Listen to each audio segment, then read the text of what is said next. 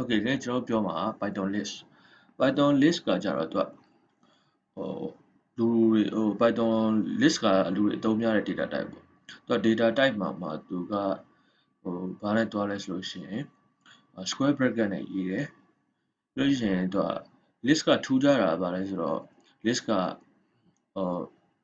list ထဲမှာရှိတဲ့ item တွေက same data type ဖြစ်ဖို့မလိုဘူးပေါ့နော်သူက character ဖြစ်ချင်လည်းရတယ် integer ဖြစ်ချင်လည်းရတယ်ဥပမာဒီအောင်ကြည့်လို့ရတယ်ပေါ့နော် list 1မှာဆိုလို့ရှိရင် physics ဒီcharacter ဒီ1997ဒီ integer နော်အဲ့တော့သူက slicing index တွေကိုလည်း slice လုပ်လို့ရတယ်ပေါ့နော်သူကဒီ0ဒီနေရာဒီဒါ index 0 1 2 3နော်ဒါ index နဲ့လုပ်လို့ရတယ်ပေါ့နော် okay ဒါတော့ဒီလောက်ပဲသွားမယ် list ကိုဒီကိုကျွန်တော် check သွားကြည့်မယ် list မှာ okay weather က rainfall ဆိုတဲ့ character အဲ့ဒါကိုကျွန်တော်တို့ဒီ list နဲ့ပေါ့နော် list နဲ့ access လုပ်ကြည့်မယ်အဲ့တော့ဒီလိုမျိုးလေးလို့ရေးရဆိုတော့3ည1 3ည1နဲ့3ညကနေ3ထိပေါ့နော်4မှာရက်မယ်လို့သူကရေးရတာ4မှာရက်မယ်ဆိုတော့4မှာဆိုတာ4လုံးပေါ့ခဏ4လုံးဆိုတော့3ည1နဲ့3အဲ့တော့ ray မှာရက်သွားတယ်ဒီတစ်ခေါက်ထပ်ရကြည့်မယ် ray okay ဟုတ်တယ်နောက်တစ်ခုကျတော့ဒီမှာပေါ့နော် type ကဒီလိုမျိုး square bracket နဲ့ရေးရတော့ဒါ list လား string လားပါလဲဆိုတော့သိနေတယ်ပေါ့နော်ပြီးလို့ရှိရင် x ကိုလည်း print ထုတ်ခိုင်းတယ်အဲ့တော့ဒီကောင်ကဒီလိုမျိုး square bracket နဲ့ရေးရတဲ့အတွက်ဒါ list type က list print ကဒီဟာပြန်ထွက်မယ်ပေါ့နော်ဟုတ်တယ်ဒီကောင်ကို comment ဖြောက်လိုက်ရင် type က list okay အဲ့တော့ list မှာလည်းသူကlength ရှိတယ်ပေါ့နော် list length ဥပမာအပြင်ဒါကဒီ x ရဲ့ length ကိုသိနေတယ်ဆိုလို့ရှိရင်ဒီ x ရဲ့ length ကိုသိနေတယ်ဆိုလို့ရှိရင် length x လို့ရေးလိုက်ရနော် length x ဆိုဘာထွက်မလဲချက်ကြည့်မယ်3ညဒီမှာပေါ့1 2 3 4ပေါ့နော်1 2 3 4ဒီမှာ4ခုရှိတော့ length 4အဲ့တော့ rx မှာပါလားတဲ့ rx မှာပါလားဆိုဒီမှာ rx မှာပါတယ်မပါရင် true 2ရဲ့ x မှာပါလားပါတယ်မပါတော့ false အဲ့ဒီဟာကိုကျွန်တော်ဒီမှာ run ကြည့်မယ် share တက်ပါ run ကြည့်မယ်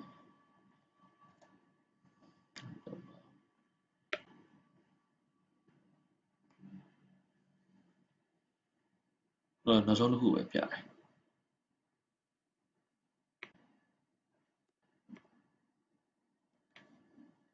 ဒီကောင် true ပြပြီးရင်print h index number 0ပေါ့နော် index number 0ကိုကျွန်တော်သိရတယ်ဆိုရင် run ကြည့်လိုက်မယ်နော်ဒါ index number 0အဲ့တော့ဒါ index number 1 2 3နော်4ဆိုလို့ရှိရင်ဒါ out of range ဖြစ်သွားပြီ4ကကြတော့ဒီကောင်နောက်တစ်ခုဒီကောင်လည်းခွဲပြီးတော့ထားလိုက်မယ်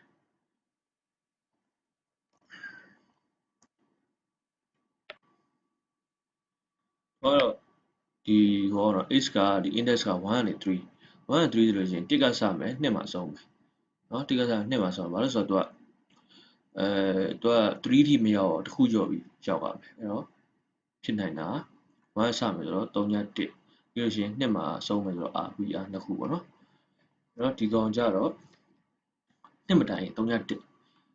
ဆိုတော့ now we ပေါ့ဒါ now we ထွက်လာမယ် okay now we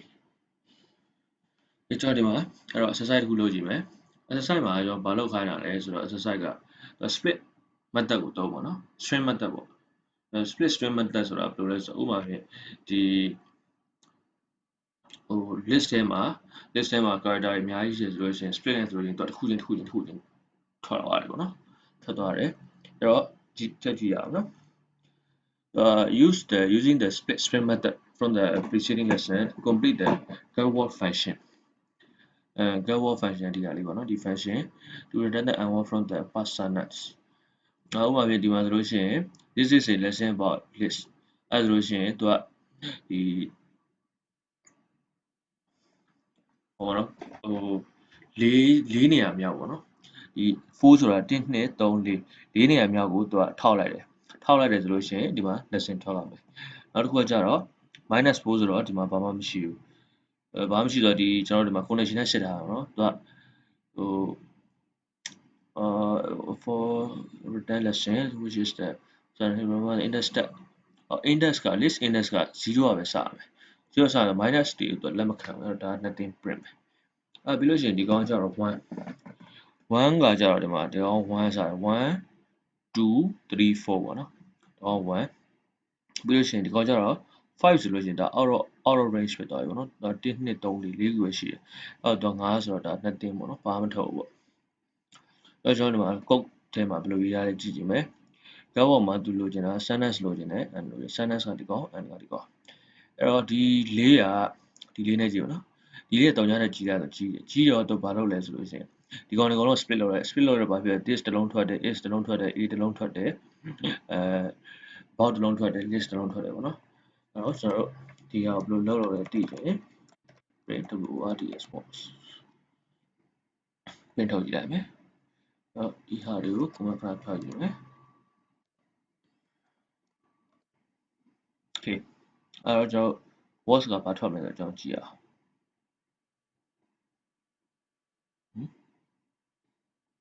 consistent အော်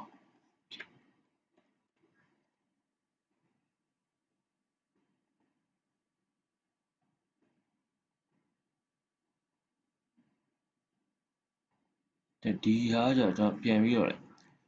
ဟိုဘက် share ထဲမှာရေးပြီးတော့ဒီဘက် share မှာပြန်ယူရဖြစ်တဲ့အတွက်နည်းနည်းပေါ့နော်ဘယ်လိုလဲဆိုတော့ဒီ indentation လေးရတယ်နည်းနည်းပြဿနာလေးရှိတယ်အဲ့ဒီလိုမျိုး line လေးနဲ့တော့လုပ်နေတယ်ပေါ့နော်အဲ့ဒါရအောင်ကျွန်တော်အခု create လုပ်ဖို့လည်းဒုက္ခရောက်တယ်ပေါ့နော်ကျွန်တော်ဘယ်လိုပြမလဲဆိုလို့ရှိရင်ဟောနော်ကျွန်တော်ဒီမှာပြမယ်ဆိုတော့ okay ဒါဥပမာဖြင့် sentence ပေါ့ enc sentence မှာ this is a good day this is a good day ဆိုတော့ sentence နော် sentence ကိုကျွန်တော်ဘယ်လိုရေးမလဲဒါဒီ sentence ပေါ့နော်ဒါ string လေးပေါ့နော် this is a good day ဆိုတော့ string အဲ့ဒါကို cnd sentence.split split မတက်ဘူးတောင်းလိုက်မယ်ပေါ့နော် string split ကိုတောင်းလိုက်မယ်နောက် print ထုတ်မယ်ကျွန်တော်တစ်ရေးကြည့်မယ်အဲ့ဆိုဘာထွက်မလဲကြည့်ရအောင် list နဲ့ထွက်လာနော်ရေးရတော့ string ပဲဒါပေမဲ့ list နဲ့ပြန်ထွက်လာ this is a good day okay အဲ့ဆိုရင်ကျွန်တော်ဒီဟာတစ်ချက်ထပ်ဆန်းကြည့်ရအောင်ဒီဟာလေးကိုကျွန်တော် copy တစ်ချက်ကူးမယ်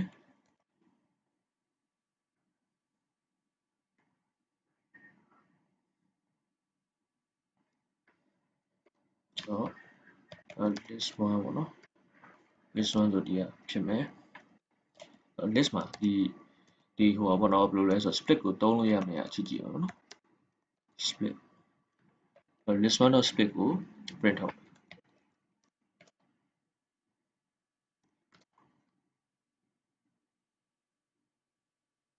list မှာ attribute မရှိဘူးเนาะဒီလိုမျိုး list ကိုလုပ်လို့မရဘူးကျွန်တော်မှတ်ထားပါမယ်เนาะဒီအောင်ပြန်ဆက်အောင်ကျွန်တော်ဒီ sentence ကိုယူလိုက်ပြီ this is a lesson about list string ယူလိုက်ပြီးတော့ဒီကောင်က4ရ3ညတဲ့ကြီးတယ်ဆိုကြီးတော့ဒီမှာ sentence တော့ split ဖြစ်သွားတော့သူက list လေးထွက်လာတယ် word တွေကို word ထဲမှာသူက list လေးဖြစ်သွားတော့ this လုံး is လုံး a တစ်လုံး lesson တစ်လုံး about တစ်လုံး list တစ်လုံး this is a lesson about list ဆိုတော့လေးက list လေးနဲ့ထွက်လာတယ် list လေးနဲ့ထွက်လာတော့ဒီဟာလေးဖြောက်လိုက်မယ် list လေးနဲ့ထွက်လာတော့သူကဘယ်လိုလဲဆိုတော့ဒီလေးကနော်ဒီလေးက1 2 3 4 5 6ဒီ length ထက်ငယ်လားပေါ့နော် okay ငယ်တယ် length ထက်ငယ်တယ်ဆိုလို့ရှိရင်ကျွန်တော်ဘာထုတ်မလဲဆိုလို့ရှိရင်သူက words တွေရဲ့words ကိုမှဟိုဗာလဲ n-1 ပေါ့နော် n-1 ကို return ပြန်မယ်ပေါ့n-1 ကို return ပြန်မယ်ဆိုတာသူကဘာဖြစ်လို့လဲဆိုတော့n-1 လို့ရေးလဲဆိုတော့ဒီမှာသူကဒီကနေ့ကျတော့ list ကဒီကကြည့်ရ3ညနဲ့ကြည့်ရနော်3ည1 2 3နော်ဒါပေမဲ့ဒုတိယကရိုးအန်နဲ့ကြည့်4လို့ထည့်လိုက်လို့ရှင်ဒါ1 2 3 4နေရာထွက်ရမယ်ဒါပေမဲ့ဒီ list ကနားလဲတာ3ညလို့ပဲနားလဲတာအဲ့တော့တစ်ခု short ရမယ်လူတွေနားလဲတာကကြတော့1 2 3 4 ဒီမျိုးနားလဲဒါပေမဲ့ list ကကြောင့်နားလဲတာ3ည1 2 3အဲ့တော့ဒီတော့တစ်ခု short ပြီးတော့ရေးလိုက်ရတယ်ပေါ့နော်ရေးလိုက်ရင်4နေရာမြောက်ကဟာထွက်လာလိမ့်မယ်ပေါ့နော်โอเคအဲ့ဒီဘက်ကဒါပဲပေါ့ဟုတ် run ကြည့်လိုက်မယ် lesson ထွက်လာတယ် okay မှန်ပြီအဲ့ကြောင့် list ကကြတော့သူက mutable ဆိုတာသူ modify လုပ်လို့ရတယ် string လို့မဟုတ် string လို့ကတော့ကြတော့ဒါရေးပြီးရင်ဒီနေရာဆိုဒီနေရာဒါဆိုဒါပဲပေါ့နော်အဲ့ဒါကိုသူက new string ပဲလုပ်လို့ရတယ်ဒီ string ကို modify လုပ်လို့မရအောင် list ကျတော့ modify လုပ်လို့ရတယ် modify လုပ်လို့ရတယ်ဆိုတော့အခုကျွန်တော်တို့ဒီမှာ list fruit list ပေါ့နော် fruit list က apple ရှိမယ် pineapple ရှိမယ် banana ရှိမယ် melon ရှိမယ်အဲ့တော့ kiwi ကိုသူကအပန်းလုပ်လိုက်တယ်အပန်းလုပ်တယ်ဆိုတော့အပန်းဆိုတော့နောက်မှာပေါ့ဒီ melon နောက်မှာအပန်းဆိုတော့ကတ်လိုက်တယ်ပေါ့နော်ကတ်လိုက်တယ်ဆိုတော့ဒါကဟို add လုပ်တာနဲ့တူတူပဲပေါ့နော်အဲ့တော့ apple pineapple banana melon kiwi okay ဒီကောင်ကျတော့သူကဒီ insert သုံးတာပေါ့အပန်းသုံးရင်သုံးမသုံးလို့ရှိရင် insert သုံးထပ်ထည့်ခြင်း insert ကျတော့သူက index နေရာလည်းပါတယ်ဒီထည့်မဲ့အောင်လည်းပါတယ်အဲ့ဒီကောင်ကကျတော့ index နေရာ25ရောဒီမှာ25မရှိဘူးအဲ့တော့25မရှိဘူးဆိုတော့သူက25လို့ဒီဟာကိုယူဆလိုက်တယ်ပေါ့နော်နောက်ဆုံးဘယ်လိုပြောရမလဲဒီမှာ3ည1 2 3အဲ့တော့3ည1 2 3ကနေဒီမှာ25နေရာဆိုတော့ဂျားမှာဘာမှမရှိဘူးဂျားမှာဘာမှမရှိဘူးဖြောက်သွားပြီ25ထိကိုဒီကောင်တန်းရောက်သွားတယ်အဲ့တော့ဂျားမှာဘာမှမရှိတဲ့အတွက်ဆို melon ပြီးရင်အခုဒီမှာဆို kiwi လာတယ်ပေါ့နော် kiwi ပြီးလို့ရှိရင်ဘာမှမရှိတော့ဘူး25နေရာမှာ orange ရှိမယ်အဲ့တော့ဘာမှမရှိတဲ့ဟာကိုမပြဘူးဆိုတော့ဒီ kiwi နောက်မှာ orange လိုက်လာမယ်ဒီဟုတ်မဟုတ်ကြည့်အောင်25မှာ sorry ဒီ0မှာ orange ထည့်ပြီးတော့ kiwi က25မှာထည့်တာ peach အဲ့တော့3ညမှာ orange 1 2 3 4 5ပြီးဒီကောင်25မြောက်မှာထည့်ရအောင်အဲ့တော့5ပြီးလို့ရှိရင်ဒီမှာ6ခု8ခု10ကြိုက်တာထည့်ဟုတ်လာဒါပေမဲ့ဒီမှာ6ခု8ခု10တော့ဘာမှမရှိတော့ဘာမှမပြအောင်နော်အဲ့ဒါမျိုး okay အဲ့တော့တို့ကျွန်တော် remove ဖို့တော့ဒါဖယ်တာဒါကြတော့ပေါင်းတဲ့နီးဒါဖယ်တဲ့နီးဖယ်တာ remove နဲ့ဖယ်လို့ရတယ် remove နဲ့ဖယ်လိုက်ရင် melon ဖယ်ခြင်း remove မှာသူ့ထဲတဲ့ string ကိုရေးလိုက်အောင် melon နဲ့ဖယ်တယ်sorry အဲ့လိုမျိုးရေးလိုက်အောင်နော်ရေးလိုက်အောင်ပဲဆိုတော့ run ကြည့်မယ် it's not in the list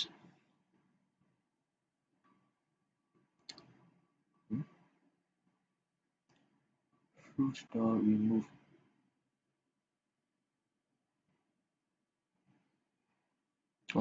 ဒီ page ဆိုတာ page ကမရှိဘူးเนาะ page ကဒီ x ထဲမှာမရှိတော့ error တက်တယ်ပေါ့နော်အဲ့တော့နောက်တနည်းနဲ့ဖယ်လို့ရတယ်ပေါ့နော် pop နဲ့ဖယ်လို့ရ pop ကျတော့ index number နဲ့ဖယ်တာဒီကောင်ဒီကလို့ character တွေက handy အရန်ဖြစ်တယ်ပေါ့နော်အရန်ရှည်တယ်ဆိုလို့ရှိရင်ကျွန်တော်ဒီ index number ကိုသုံးမယ်သုံးပြီးဖယ်လိုက်မယ်3နေရာမှာရှိရဆိုတော့ကျွန်တော်တို့ဒီမှာ melon မှာကြည့်ရမယ်3ည1 2 3 banana ကိုဖယ်အောင်ပေါ့နော်3ည1 2 banana ကိုဖယ်ပါပိုင်းပဲပြီး banana ကိုဖယ်ပါဖယ်သွားပြီးတော့ဒီမှာကျတော့ဒီကောင်ကျတော့သူကဟို assign လုပ်တာပေါ့နော်2ကို assign လုပ်လိုက်တာ assign လုပ်တာဆိုတော့သူကဘယ်လိုပြောရလဲဆိုတော့ list က modify လုပ်လို့ရတယ်ပေါ့နော် modify လုပ်လို့ရတယ်ဆိုတော့သူ့ assign လုပ်လိုက်တာမှန်တယ်ဆို2ဖြစ်တဲ့တာ string လို့ပြောဆိုဒါ apple ဆို apple ပဲပေါ့နော်မဟုတ်သူက list မှာကျတော့ assign လုပ်လိုက်တာပေါ့နော်အဲ့တော့3ည sorry 3ည1 2နေရာမှာအပိုင်းပဲမဟုတ်ပဲね strawberry ဖြစ်သွားမယ် strawberry ပေါ့နော် okay အဲ့တော့ကျွန်တော်ဒီနောက်တစ်ခုဖယ်သွားမလဲဆိုတော့ skip element skip element ဘယ်လိုလဲဆိုတော့ဒီမှာသူက ABC ပေးရလို့ရှိရင် A ပြီးရင် B ကိုကြော်မယ် C ပြီးရင် D ကိုကြော်မယ် E နော် AC EG အဲ့လိုမျိုးဖြစ်သွားတယ်အဲ့တော့ဘာလဲဆိုတော့တစ်ခုကြော်တာဆိုတော့ဟိုကျွန်တော် for loop မှာဆိုလို့ရှိရင်အရင် for loop မှာသင်ခဲ့လို့ရှိရင်တစ်ခုကြော်တာ for loop က1 2 3 4 5 6သွားလို့ရှိရင်တိုးတဲ့ဟာကို increment ကို1မလုပ်ပဲ2လောက်လိုက်2လောက်လိုက်လို့ရှိရင်သူက2တိုးဥပမာ2ဆို4ခု4ကနေ6ခုခုအဲ့လိုပေါ့နော်အဲ့တော့ကျွန်တော်တို့ဒီမှာ new list တစ်ဖန်နေတယ် empty list ပေါ့နော်ပြီးလို့ရှိရင် i က0ကြီးညာခဲ့တယ် i 0ကြီးညာခဲ့တယ်ပေါ့နော်ကြီးညာပြီးတော့ဒီက i က0လို့ကြီးညာတာမလို့ဘာလို့ဆိုဒီ for ထဲမှာသူကဒီမှာစမှတ်တို့ဆုံးမှတ်တို့ထည့်ထားဆို i က0လို့ကြီးညာတာပေါ့နော်ကြီးညာလိုက်ရပါတော့ for i in range 0, len elements 2ဆိုတော့0ကစမယ်ဒီ element ရှိသလားပေါ့နော် len ရှိသလား len ရှိသလားဆိုတော့1 2 3 4 5 6ခုခုရှိတယ်ပေါ့နော်အဲ့မှာသူက2နဲ့2ကဒါတိုးပြီးတော့လောက်သွားမှာပေါ့နော် increment ပေါ့ဒါ increment အဲ့တော့ဒီလိုဟာတွေလုပ်နေတဲ့ဒီ operation မှာကျွန်တော်တို့ဘာလုပ်မလဲဆိုလို့ရှိရင်ဒီ new list တွေကိုဒီ element တွေကဟာတွေကိုအပန်းလုပ်အောင်ပေါ့နော် ပေါင်းထည့်မှာ new list မှာဘာမှမရှိဘူး let's say ဒီ element တွေကို element တွေမှာ abcd efg ရှိတယ်အဲ့ဒီ abcd efg ကနေတော့ element တွေက a တစ်လုံးဝင်လာမယ်နော်ဒီထဲကိုဒီ for loop နဲ့ပတ်တဲ့အခါမှာဒီ a တစ်လုံးဝင်လာမယ် a ရဲ့ဒီ a တစ်လုံးဝင်လာမှာမဟုတ်တော့ sorry ဒီဘယ်လိုပြောမလဲ length ဟိုဟာရှိတဲ့အတွက် length နဲ့သူကလောက်ထားတဲ့အတွက် index ဝင်လာမှာပေါ့နော် index ဝင်လာမှာ0ဝင်လာပြီးရင်ဒါ index 0 index 0ဝင်လာတယ်ဝင်လာတော့ဒီမှာအပန်းလောက်လိုက်တယ် a တစ်လုံးဝင်သွားပြီဝင်သွားပြီးတာနဲ့သူကနှစ်ခုကျော်မှာအဲ့တော့ b ဆိုသူကမယူတော့ဘူးနှစ်ခုကျော်တာဘာလဲဆို c လာမယ် a ပြီးရင် c လာမယ် c ကိုအပန်းလုပ်မယ်ဒီထဲထည့်မယ်ပြီးလို့ရှိရင် d ကိုကျော်မယ် e လာမယ် e ကိုအပန်းထဲထည့်မယ်ပြီးလို့ရှိရင် g လာမယ် g အပန်းလုပ်မယ်နောက်ဆုံးကျတော့ဘာထွက်လာလဲဆိုတော့ aceg ဆိုပြီးတော့ list တစ်ခုထွက်လာတယ်ဒီကောင်ဆိုလည်းဒီတိုင်းပဲ orange လာမယ် strawberry လာမယ် peach လာမယ် okay အဲ့တော့ကျွန်တော် list ကသူက modify နေလုပ်လို့ရတယ် mutable ဖြစ်တဲ့အတွက်အကုန်လုံးပေါ့နော် modify လုပ်လို့ရတယ်အဲ့တော့ let's say ဒီ full name မှာ Grace M Hopper ပေါ့နော် Grace M Hopper ဆိုတော့first name middle name last name ပေါ့ဒီလို name မျိုးမှာကျွန်တော်တို့က list နဲ့ရေးတဲ့ချိန်ကျရင်သူပြင်လို့လည်းရတယ်အဲ့ဒီနောက်မှာကျွန်တော်တို့ extend ထပ်တိုးလို့လည်းရတယ် something တစ်ခုပေါ့နော်အဲ့လိုတစ်ခုထပ်တိုးလို့လည်းရတယ်အဲ့တော့ထပ်တိုးလိုက်တဲ့အချိန်ကျရင်အဓိပ္ပာယ်မရှိတော့ဒီဟိုဟာကြီးရပါတော့ list ကြီးရဘာကိုပြောချင်မှမသိအဓိပ္ပာယ်မရှိဘူးအဲ့လိုဟာမျိုးအတွက်ကျွန်တော်တို့ဘာလဲတော့ဘာကိုသုံးလဲ tuple ကိုသုံးလဲ tuple ပေါ့နော် tuple ကဘာကောင်းလဲဆိုတော့ tuple ကသူအဲ့လိုမျိုးပြင်လို့မရဘူးဒီ index မှာဆို grace ဆို grace ဖြစ်သွားပြီ m ဆို m ဖြစ်သွားပြီ hopper ဆို hopper ဖြစ်သွားပြီအဲ့တော့ကျွန်တော်ဒီထဲမှာ modify လျှောက်လုပ်လို့မရဘူးပေါ့နော်အောက်ကနေပြီးတော့လည်း modify နောက်တစ်ကြောင်း code နောက်တစ်ကြောင်းရေး modify လုပ်လို့မရဘူးgrace m hopper ပဲတွက်ဟောထားလိုက်ပါ iterate over list using enumerate ဒီ enumerate function ကဘာလုပ်တာလဲဆိုတော့ကျွန်တော်ကဒီ list ရဲ့ list ကြီးပဲမလိုချင်ဘူးပေါ့နော်ဘာလိုချင်လဲဆိုတော့ကျွန်တော်တို့ကဒီ index လည်းလိုချင်တယ်ပေါ့နော်ဥပမာဖြင့် operation တစ်ခုမှာကျွန်တော်ကဒီ index ကိုသုံးပြီးတော့ဒီ element တွေကိုဖြေရှာချင်တာတို့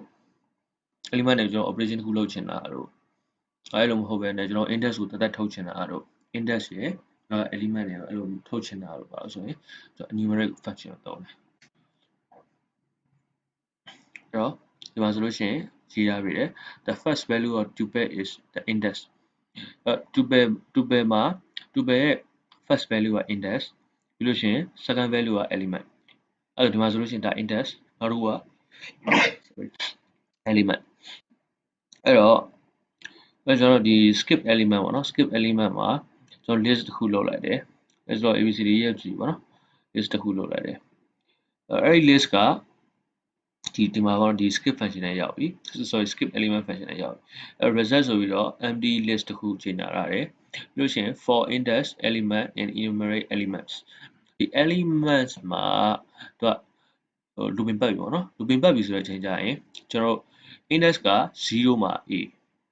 index 1မှာ b เนาะဒါအဲ့လိုမျိုးသွားနေတယ်ဒီ line อ่ะအဲ့တော့ index ကို0ကို2နဲ့စားလို့ရလား2နဲ့စားဆိုရင်2နဲ့စားလို့ရလားမဟုတ်2နဲ့စားလို့ပြက်လို့ရှိရင်3ည2နဲ့စားလို့ပြက်လို့ရှိရင်အပန်းလုပ်မယ်အပန်းဆိုတာပေါင်းထည့်မယ်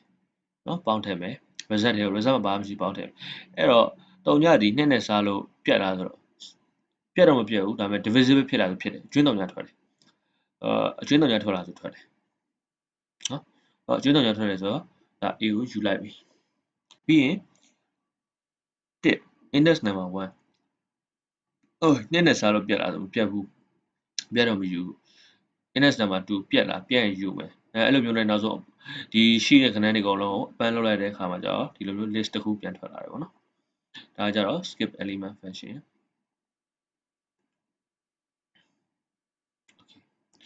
နောက်တစ်ခုကကြတော့ list comprehension list comprehension ကဘာလဲဆိုတော့ဥပမာပဲကျွန်တော်တို့ဒီဟာပေါ့နော်ဒီဟာခုနကဒီ code ကိုကြည့်မယ်နော်ဒီ code ကိုကြည့်မယ်လို့ရှင်ကျွန်တော်ဒီမှာအရင်ရိုးရှင်းလုံးလိုက်ပါနော် list comprehension တုံးလိုက်ဘယ်လိုလဲဆိုတော့သူက for loop ကိုဒီဖြည့်ထုတ်မဲ့ဟာနဲ့ return ပြန်မဲ့ဟာနဲ့တခါလဲတန်းပြီးတော့ရေးလို့ရှင်ဒါအဲ့လိုမျိုးရေးပြီးတဲ့အဖြေကိုမှသူက list ထဲထည့်သွားတာ တလက်စာပြီးတော့မဟုတ်လို့ရှိရင်ကျွန်တော်ခုနကသုံးသလိုအပန်းလုံးမယ်เนาะဒီလိုမျိုးဟာကျင်ညာမယ်ဒါကျင်ညာမယ်ပြီးရင်ဒီမှာ for loop သုံးမယ်ပြီးလို့ရှိရင်ဒီမှာ result မှာအပန်းထည့်မယ်အဲ့ဒီဟာတွေအကုန်လုံးတွားမှာတစ်ချောင်းနဲ့လောက်သွားတာအဲ့ဒါ list comprehension ဒီကောင်အရင် effective ဖြစ်တယ်ပေါ့နော်တချို့ case တွေမှာ sometime ပေါ့နော် sometimes မှာတော့အလုပ်ဖြစ်တယ်အများနဲ့တော့အလုပ်မဖြစ်ဘူးပေါ့နော်ဒါကြောင့်တဖြည်းဖြည်းလောက်လောက်နဲ့တွေ့ပါပေါ့နော်အဲ့တော့ကျွန်တော်တို့ဒီမှာ odd number ထည့်လိုက်တယ် odd number မှာ5 number 5ထည့်တယ် number 5ထည့်တယ်ဆိုလို့ရှိရင်ဒီမှာ for h in range 1,5အဲ့လိုပေါ့နော်ဒီမှာဒီ operation ပေါ့နော်ဒီ for operation နဲ့လုပ်မယ် for operation မှာသူကဒီမှာ condition မှာပါတယ်ပေါ့နော်အဲ့တော့ကျွန်တော်စမ်းကြည့်မယ် number 5ထည့်လိုက်ပြီ number 5ထည့်လိုက်ပြီဆိုလို့ရှိရင်ဒီကောင်က5ကဒီကိုရောက်သွားပြီဒီမှာ n5 ရောက်သွားပြီ5ရောက်သွားပြီဆိုတော့ for h in range 1 over 5ဆိုတော့ငါ1ကစတော့သူကတစ်ခုထပ်ပေါင်း1 over 6 1 over 6ဆိုလို့ရှိရင်1ကနေ6ထိ range ရှိသွားပြီ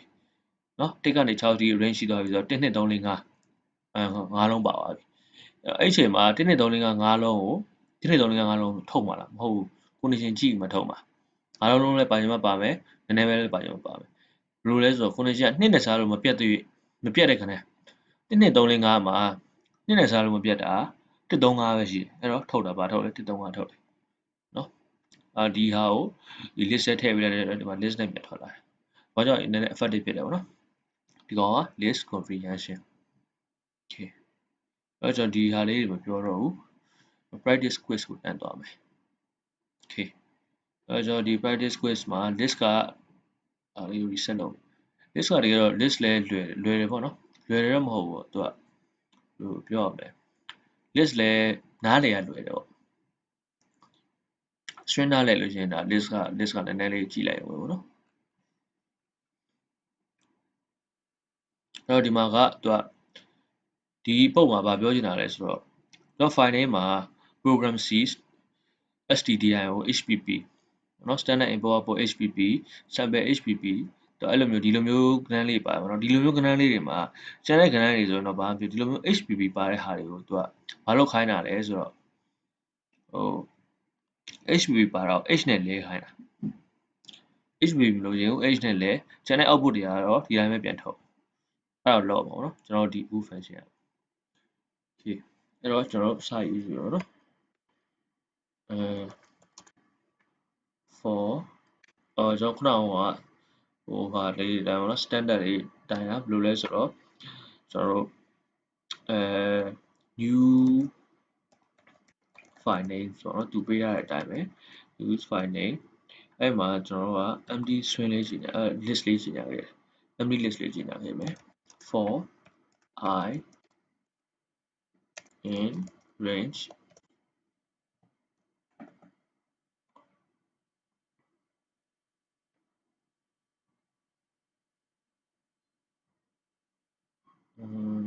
စဉ်းစားလိုက်အောင်မယ်ဒီကောင်းမယ်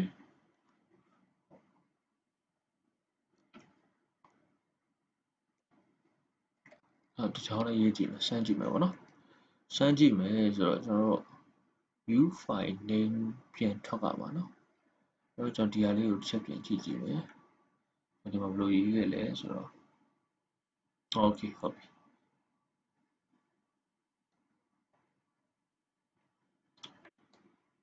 new file names for name in file names syntax ကအစပြန်ကြည့်ပါမယ်နော် for name in file name if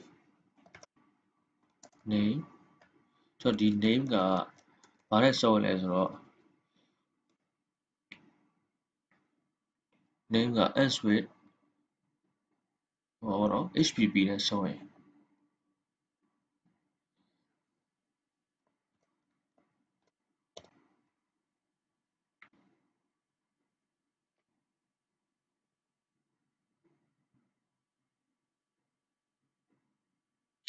မဟုတ်ဗျ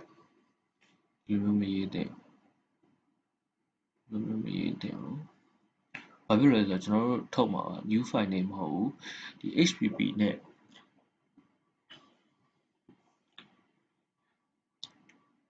hpp နဲ့ hpp ကို h နဲ့လဲမဲ့အကြောင်းမပါတော့ဘူးရေးတော့ဆိုတော့မချက်ကြည့်ကြည့်မယ်ဒီမှာကျွန်တော်ရေးတာအတင်းရှိတယ်ပေါ့နော်ဒီ code ကိုကြည့်လိုက်တော့မယ်အဲ့တော့ဒီမှာပါလဲဆိုတော့ new file name ဆိုလို့ရှိရင်ကျွန်တော်တို့အတူပဲရေးတယ်ပေါ့နော်ကျွန်တော်တို့လုပ်မှာ name ကို replace လုပ်မှာ okay ဆိုကျွန်တော်ဒီမှာဘာလို့ဘယ်နာလွတ်သွားလဲဆိုတော့ဒီမှာပေါ့နော် new file names new file names ဆိုရဲဒါကျွန်တော်တို့ထုတ်မဲ့ဘယ်လိုပြော list ပေါ့နော်ဒီ new file နဲ့ကကျွန်တော်ထုတ်မဲ့ list ကျွန်တော်ထုတ်မဲ့ list ကိုစဉ်းစားပြီးဆိုလို့ရှိရင်အဲထဲမှာကျွန်တော် operation ရေးရုံပဲကျွန်တော်ဟိုစဉ်းစားရမလို့ဒီ list ထုတ်မှာလားပါလားမဟုတ်အဲ့ဆိုဒီကောင် list ပဲဒီလိုမျိုးရေးလိုက်ပြီဆိုရင်ဒီကောင် empty list ဖြစ်နေအဲ့ဒါမှကျွန်တော်ကကြိုက်တဲ့ operation ထည့်တော့ကျွန်တော်တို့ဘာလုပ်မလဲဆိုရင်ဒီမှာ nameဆိုတာဒီထဲထဲဟာလေးเนาะဒီဟာလေးကျွန်တော် name လို့နာမည်ပေးလိုက်တာ name.replace hpp ကိုဘာနဲ့ replace လုပ်မယ်ဆိုတော့ h နဲ့ replace လုပ်မယ် name.replace if เนาะ if name က name.ends with hpp ဟုတ်တယ်ဆိုရင်ပေါ့နော် equal true ဘာလဲဆိုလို့ရှိရင်ကျွန်တော်ဒါ looping တော့ပတ်ရမှာပေါ့နော်ဘာလို့ဆိုတော့သူကတစ်ခုလေးလောက်အောင်မို့ကျွန်တော်ကဒီ data ဟာအကုန်လုံး loop ပတ်ပြီးလောက်ပါပေါ့နော် for name in ဘာလဲဆိုတော့ကျွန်တော် file name ဒီ file name ပါပေါ့နော်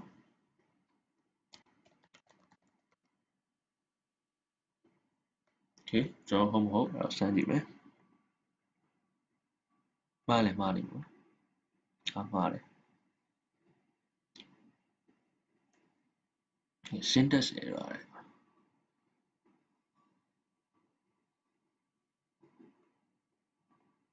ကျွန်တော်ကြည့် file name မှာမှားလား file name yes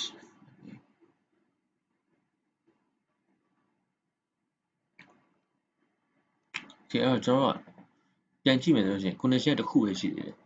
if က hpp နဲ့ထုတ်လို့ hpp ဟုတ်လို့ရှိရင်ကျွန်တော်တို့လုပ်မှာ hpp ကို h နဲ့ replace လုပ်မှာပဲရှိသေးတယ်เนาะကျွန်တော်တို့မဟုတ်ဘူးဆိုရင်ဒီတိုင်းပဲပြန်ထုတ်မယ်ဆိုတော့ s လေးပေါ့နော်အဲ့ဒါတစ်ခုကြံတယ်အဲ့ condition တစ်ခုကြံတယ်ရှင်းတဲ့စရာတော့ရှိအောင်တင်တယ်ရှိတော့ okay ကျွန်တော်ရှင်းတဲ့စရာကဘာလဲဆိုတော့ပေါ့နော်ဒီမှာ if condition နဲ့စစ်ပြီးကျွန်တော် s condition ထည့်ဖို့ကြံခဲ့တာเนาะအဲ့တော့သူက Python ကဒီဟိုကနေတော့compiler ကနေတော့သတိပေးတာပေါ့နော်ဒီ interpreter ပေါ့ interpreter ကနေတော့ဆက်သတိပေးတာ okay if statement ပဲရှိသေးတယ်เนาะ s statement ထည့်ဖို့လိုသေးတယ်ဆိုပြီးသတိပေးတာအဲ့တော့ကျွန်တော်တို့တစ် line နဲ့တစ်ကြောင်းနဲ့ကျွန်တော်တို့ဖြေရအောင်ထုတ်လိုက်တယ်ပေါ့နော်အဖြေမှန်မှန်ကြည့်မယ် program C ဆို program C တန်းထွက်မယ် stdio.hpp ဆို stdio.h ပဲထွက်မယ်เนาะ hpp တွေကတော့ h နဲ့ပြန်ထွက်မယ်ကျန်တဲ့ဟာတွေကတော့ဒီတိုင်းပဲထွက်မယ်အဲ့ဒါနံပါတ်1ပြီးပါပြီ okay နံပါတ်2မှာ let's create a function that turns into pig-letting pig-letting ကဘယ်လိုလဲဆိုတော့เนาะကျွန်တော်ဒီ hello ဒီအောက်ကိုကြည့်လိုက်ပါเนาะ hello how are you အဲ့ဆိုလို့ရှိရင်ဒီ h ကိုမယူ h ကိုစမယူဘယ်ယူလဲဆို ell ကိုယူတယ်ပြီးရင် h ကိုပြန်ကတ်တယ်เนาะပြီး ell ကို h ကတ် ell ကိုထည့်မယ် ell ကိုစယူမယ်ယူပြီးရင် h ကိုပြန်ကတ်မယ်ကတ်ပြီးလို့ရှိရင် h နောက်မှာ ay ဆိုပြီးတော့ထပ်ကတ်တယ်ပေါ့နော် abandon ay to the end အဆုံးမှာ ay ကိုထည့်တယ်အဲ့တော့အကုန်လုံး ay နဲ့စုံတယ်အဲ့တော့ကျွန်တော်လုပ်မယ့် step ကပါလဲဆိုတော့ဒီ string မှာ ell ကိုစရေးမယ် ell နောက်မှာ h ကိုထည့်မယ်ပြီးလို့ရှိရင် h နောက်မှာ ay ထည့်မယ်ပြီးရင်ကျွန်တော်ဘာလုပ်မလဲ space ချမယ်အဲ့ဟာအကုန်လုံးဇက်တိုက်ပြန်လုပ်မယ်အကုန်လုံးလုပ်မယ်ပေါ့နော်ခေတော့ကျွန်တော်တို့စလိုက်မယ်ဆိုရင် C ကဒါဘာလဲဆိုတော့ဒါ empty string ပေါ့နော် empty string လေးရေးမယ်ပြီးရင်သူပြောတဲ့အတိုင်းလေးပေါ့နော် split the text into what text into what ပေါ့နော်အဲ့တော့ text.split ပေါ့နော် split ခိုင်းတာ split okay အဲ့တော့ပြီးလို့ရှိရင်ဟို create the pig-letting what and add it to the list ကျွန်တော် list လုပ်မဲ့ဟာက list လုပ်မဲ့ဟာကကျွန်တော်ဗမာလဲဆိုတော့ဘယ်ထည့်မှာလဲဆိုတော့ကျွန်တော်တို့ဟိုနော် C တွေကိုထည့်မှာနော် C တွေကိုထည့်မှာ C equal C equal C plus equal ကျွန်တော်ဘာလဲဘယ်ကစမလဲဆိုတော့ forward ဆိုတော့ what ကပါ what number ဘယ်လောက်လဲဆိုတော့ what ဘယ်ကစမလဲတစ်ကစမှာနော်တစ်ကနေအကုန်လုံးသွားမယ် e ရလာလို့အကုန်လုံးပေါ့နော်အဲ့တော့ကျွန်တော်တို့တစ်ကစမယ်ပြီးရင်ကျွန်တော်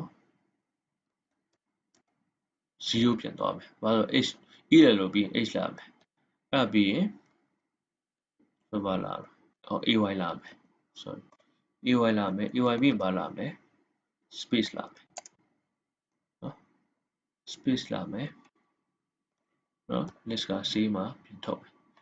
အဲ့တော့ခဏလေးကျွန်တော်ကြည့်လိုက်အောင်မယ်အကုန်လုံးပေါင်းထည့်ပေါ့နော် okay ကြည့်မယ် okay မှန်ပါနော်အဲ့ဒီကဘယ်လိုလုပ်တာလဲဆိုတော့ELL လို့ကဒီ ELL လို့ပေါ့နော်အဲ့တော့ဒီ words မှာ text တော့ split လုပ်လိုက်ပြီအဲ့တော့ ELL လို့ how လို့ R လို့ U တော့ဘာဖြစ်သွားပြီလဲဆိုတော့ list ဖြစ်သွားပြီနော်တော့ခုနက split လုပ်ခဲ့တော့နော်ကျွန်တော်တည်ချင်ထပ်တည်တယ်ဒီအောင်သွားလိုက်မယ် words sudo ရမ်းကြည့်မယ် okay အဲ့ဒီမှာ list ဖြစ်သွားပြီ list မှာသွား hello how are you နော်အဲ့တော့တစ်လုံးချင်းထွက်လာပြီအဲ့တော့ဒီက words မှာတစ်လုံးချင်းထွက်လာအဲ့ words တွေရဲ့ဒါ index တွေထောက်တော့ပေါ့နော် words တွေက words အဲ့ for loop သုံးလိုက်ရဆိုတော့ hello ကရင်သွားပြီ hello ဆိုလို့ရှိရင်ဒီ hello ကဒီထဲဝင်လာတယ်ဒီအောက်ထဲဝင်လာတယ်တော့ဘာဖြစ်မလဲဆိုလို့ရှိရင်ဒီဒါကတကယ်တော့ list ထဲထည့်ခိုင်းတာမဟုတ်ဘူးမှန်တော့ဖြစ်တင်တာက string နဲ့ထည့်ခိုင်းရမှာဘာလို့ဒီကောင် empty string နဲ့ထည့်ခိုင်းရမှာ list ထဲမဟုတ်okay ထားရပါတော့အဲ့တော့ကျွန်တော်ဒီမှာ c plus what c plus equal to what 1ဆိုတော့1 e လို့ပါသွားပြီเนาะပါပြီးရတယ်ပါမလဲဆိုလို့ရှိရင်0ပါပြီเนาะပါပြီးရတယ်0ပါပြီ0ပါပြီးရင် a1 ကတ်မယ် space ချမယ်အဲ့ဒါတစ်ခုပြီးပါပြီးရင် what နောက်တစ်လုံးပါလာမယ် how လာရင် ow ရင်ယူမယ်เนาะဒီကောင် ow ယူမယ်ပြီးရင် ow မှာ how ဆိုတော့ h ကိုယူမယ် ay ယူမယ် space ချမယ်အဲ့လိုဇာတ်အကုန်လုံးပါလာတော့နောက်ဆုံးဒီလိုမျိုးဇာတ်ပါခြင်း plus ဘွဲတုံးတယ်ပေါ့နော် okay 2ပြီးပြီဒီ3ကကြာဘယ်လိုပြောမလဲဆိုတော့နည်းနည်းလေးပေါ့နော်ဟိုသူကနည်းနည်း specific အရန်ဆန်တယ်ပေါ့နော်ဟို IT support role တို့ IT automation role တို့မှာသုံးတဲ့သူတွေလောက်ပဲသုံးတာပေါ့နော်သူကပုံစံနည်းနည်း specific ဆန်ဘာလို့ဆိုတော့ကျုပ်တန်တဲ့အတန်းတွေပုံမှန်လူတယောက်နားမလည်နိုင်ဘူးပေါ့နော်အဲ့တော့ကျွန်တော်ဒီ3ကြော်လိုက်မယ်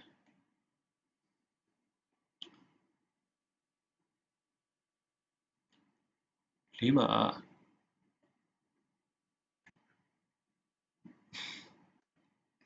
tuple နဲ့ list ကတဲ့ very similar data type similar type of sequence ပေါ့နော်အဲ့တော့သူတို့နှစ်ခုကဘာကွာလဲပေါ့နော်ဘာကွာလဲဆိုတော့ tuple က immutable ဖြစ်တယ်ပေါ့ဒါပါပဲတော့မပြောခဲ့လို့ပေါ့နော်အဲ့တော့အခုဒီမှာကျတော့ဒီကနည်းနည်းလွယ်လို့ခံစားရတယ်ပေါ့နော်။ဘာလို့ကျွန်တော်ဒီဟာလေးကိုထည့်မယ်။ဒီမှာဟို string ထည့်မယ် string array တွေထည့်လိုက်မယ်ပေါ့နော်။အဲ့ရင်လည်းထွက်လာရင်ဘာထွက်လာမလဲ string ထဲမှာဒီလိုလေးကပ်ပြီးထွက်လာရင်ပေါ့ရမယ်ပေါ့နော်။ဒီကပ်ပြီးထွက်လာမယ်ဒီလိုလေး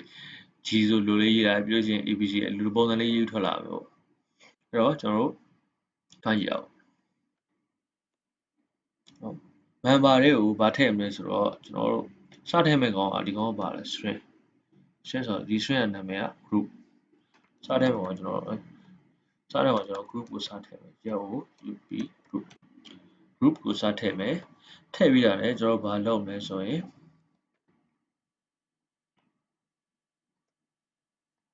ဒီကောင်လေး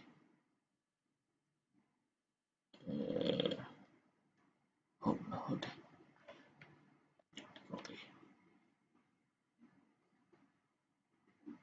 ပြီးရင်ဒီကကျဘယ်လိုလုပ်တာလဲဒါ user တွေ join တာဗျအဲ့တော့ join function ရှိတယ်နော်အဲ့ကျွန်တော်ဆက်ရှာကြည့်မယ်ဒီမှာမရှိဘူးလား join string join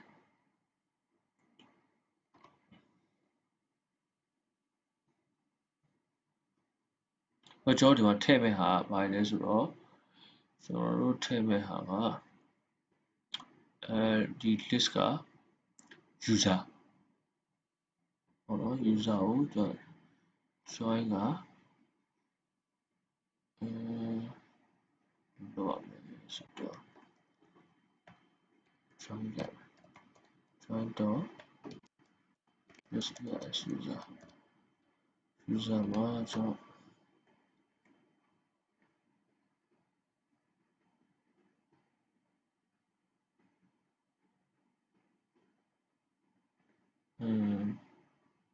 join တော့ user လုပ်လို့ဆို join တော့ user လုပ်လို့ user တော့ကျွန်တော်ပြတော့ဘာလုပ်လဲဆိုတော့ join ဒီလိုလေဒီဟာလေးကပါတယ်နော်ကျွန်တော်နားမှားတာတစ်ချက်ကြည့်ကြည့်မယ် yes members မှားတယ်နော် this has the no attribute join this မှာ join မရှိဘူးလို့ဒီတော့ဒီကောင် string လို့ပြောင်းမယ် string လို့ပြောင်းမယ် okay တော့ဒီရရှိတော့ကြည့်ကြည့်မယ်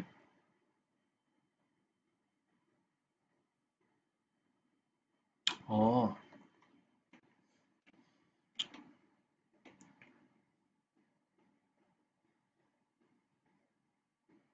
okay ဒီကကျွန်တော်ဘယ်လိုလဲဆိုတော့ဗျာသူကဒီ user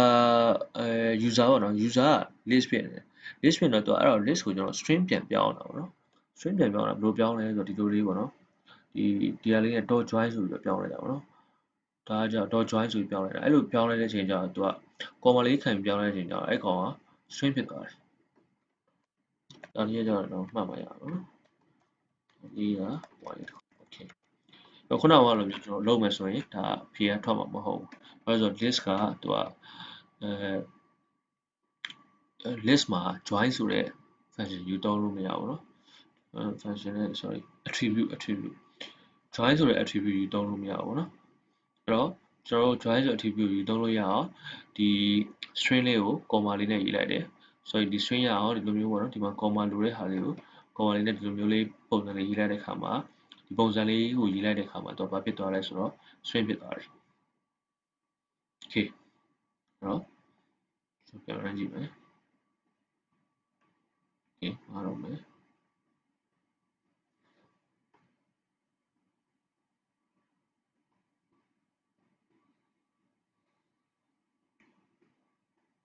supermarket ဟော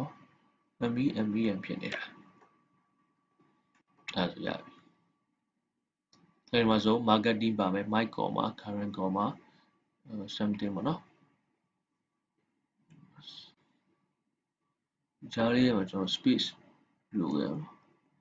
space လေးထားပေးလိုက်မယ် okay ဒါဆိုရပြီပေါ့နော်နောက်ဆုံးတစ်ခုကတော့ကျွန်တော်တို့ဒါကြတော့ tuple ကိုသုံးခိုင်းတာဗျ guest list ကိုယူမယ်ပေါ့နော် guest list ကဥပမာဒီမှာ can ပါမယ်ဆိုလို့ရှိရင် can ယူမယ် can 30 chef အဲ့ဒါဆိုလို့ရှိရင် can is 30 years old and works as a chef ဒီလိုစလုံးလေးပြန်ရေးပေးမယ်ဒါကတော့ဘယ်လိုထည့်ရလဲကြည့်အောင်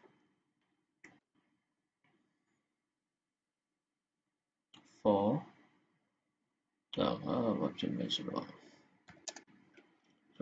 I လို့ပါတော့ကျွန်တော်သုံးနေ I လို့ပါတော့မသုံးချင်ဘူးဆိုတော့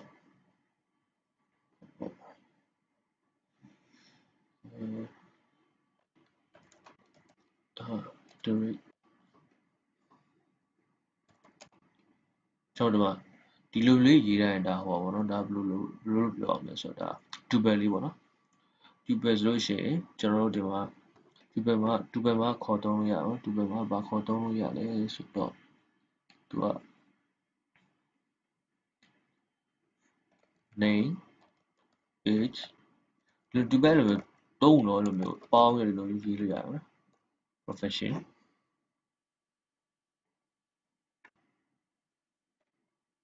Name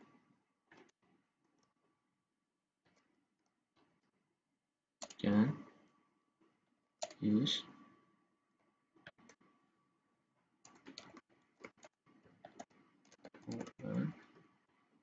box as chef ပေါ့နော် was as chef okay format မှာကျွန်တော်တို့ထည့်ရမှာ name age profession ပေါ့နော် name age profession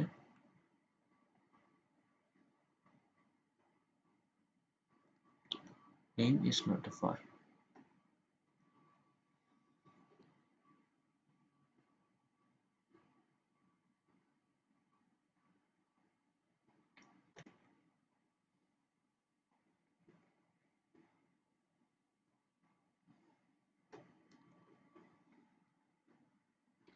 oh sorry ကျွန်တော်ယူရမယ့်ဟာက name is profession in guest list လို့ဖြစ်မယ်နော် guest list အဲ့တော့ guest list တွေကယူတော့မှာပေါ့နော် guest list ထဲမှာတော့3ခုပါတာနော်မှားကြည့်ပြီ မှားကြည့်ပြီဆိုတော့ကျွန်တော်ဒီကောင်ကိုဒါကဘာဖြစ်မလဲဆိုတော့ name ပေါ့နော် name age ဒါတော့မှာ name ရဲ့ age ရဲ့ profession guest list တွေကယူတော့လားမှားရပြီ it's not iterative ပဲ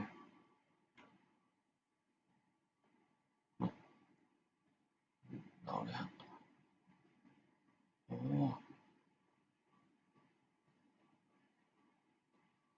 sorry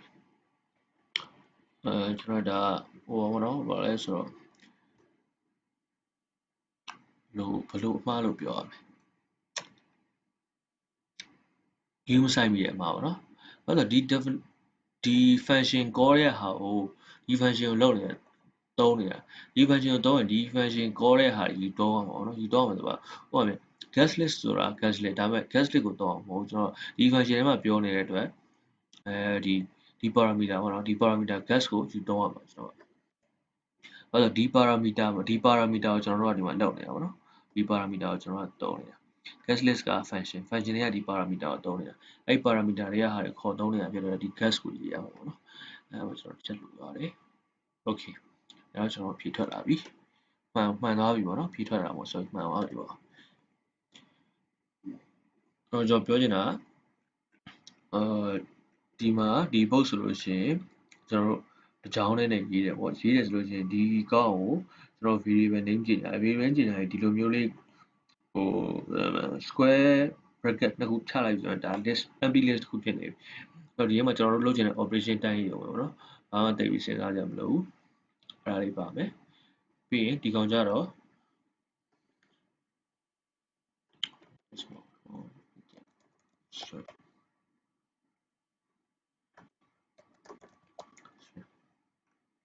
ဒီကောင်ရကျွန်တော်ဒီ C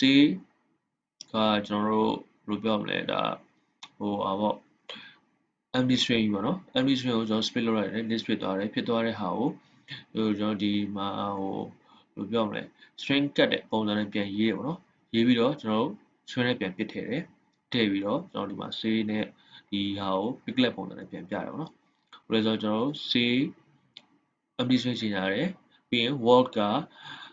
word တွေကိုကျွန်တော်တို့ split လုပ်လိုက်တယ် split လုပ်လိုက်တဲ့ array တွေကို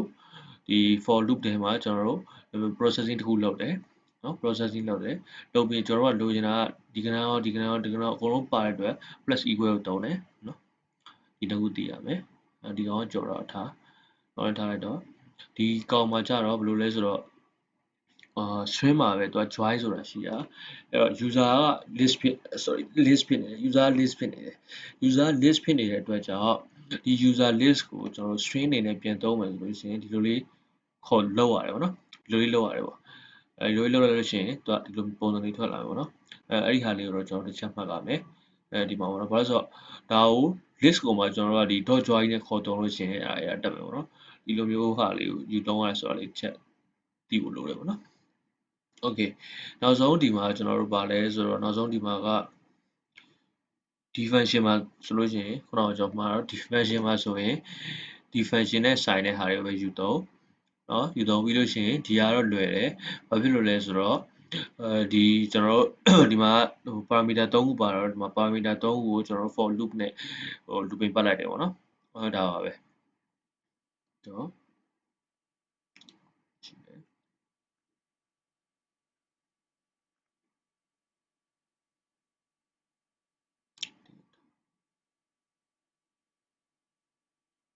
ဒါတော့မှားနေသေးတယ်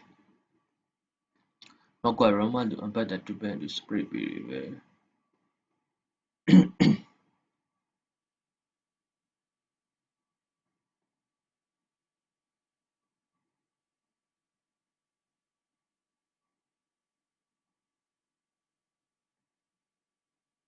ဟောကျွန်တော်